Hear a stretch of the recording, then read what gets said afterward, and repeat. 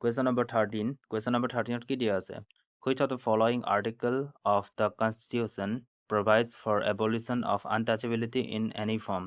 Untouchability কোনে deal কৰে? কোনটো article untouchability সৈতে deal কৰে? Article number 17. Article 17. Option B is the right answer.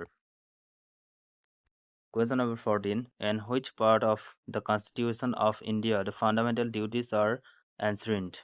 Our fundamental duties বিলাক কোনটো পাৰ্টত আছে কোনটো পাৰ্টত সন্নিৱিষ্ট হৈ আছে আমাৰ fundamental duties বিলাক option A is the right answer part 4A part 4A part 4A ত আপোনালোকৰ কোনটো আছে fundamental duties আৰু part 3 ত কি আছে part 3 ত আপোনালোকৰ আছে fundamental rights FR হয় নে নহয়